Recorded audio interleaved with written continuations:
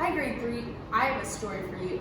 The other day I was walking in the cafeteria and I slipped and I fell right there on my face and I was so embarrassed, and my friends asked if I was okay. I said, yeah, the floor wasn't wet or anything. I just slipped and fell because it was so smooth. Then they said, do you want to come to 7-Eleven? So we walked on the sidewalk to 7-Eleven and I was really nervous because I was afraid I was going to slip and fall again. But you know what? I didn't even slip and fall. I thought, that's weird. I'm wearing the same shoes. What's different? Well, the thing that was different is the surfaces that I was walking on. In the cafeteria, the floor is so smooth, and so it's easy to slip and fall.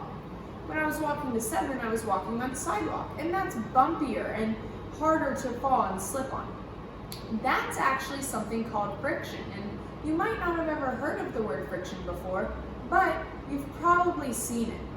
Friction is a force between two objects that are touching. So friction is something that is between two objects that are touching, and it's what keeps things from slipping and sliding and moving all over the place. Some surfaces have more friction than others.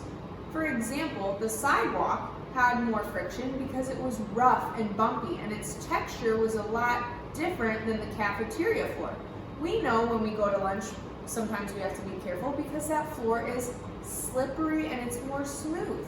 And so that floor has less friction. There's less bumps and things to keep me from falling. So I want to look at some examples. If I had my toy car here, it looks a little different in the picture, but this is my toy car that we're using today. I'm going to push it on two different surfaces.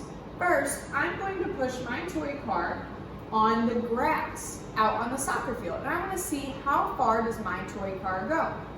Then I'm going to push it in the classroom on the floor here, and I want to see how far it goes. Which one do you think the car will go farther in? Which one do you think has more friction and less friction? If a surface has more friction, that means that whatever is moving on that surface won't go very far because the friction's there to keep it from slipping. But if a surface has less friction, that means that the object will go really far because it has less friction holding that object in place. So let's go see what we find out.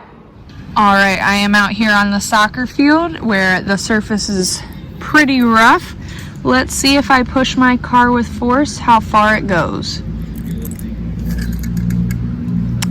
Okay, not that far, and it kind of had a little accident. So let's see how it goes in the classroom. Maybe because the floor is smoother, it might go a little farther. So I'm going to push this car with the same force that I did out on the soccer field because I want it to be the same, because I want my experiment to be correct. So let's see how far the car goes now that we're inside in the classroom.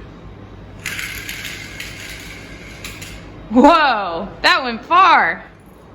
Wow, that was crazy. Did you even guess that the car would go farther in the classroom? If you did, good job.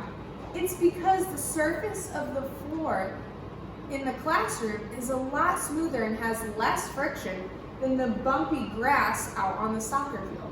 There's always friction on every surface. There's just more friction on some surfaces that are rough, and there's less friction on others, surfaces that are smooth.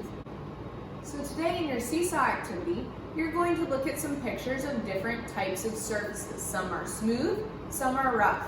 It's your job to circle the ones that you think have more friction. Then you're going to look at two pictures of other surfaces, and you're going to have to record your voice explaining which surface do you think has more friction and which one has less friction. And how do you know that? Bye.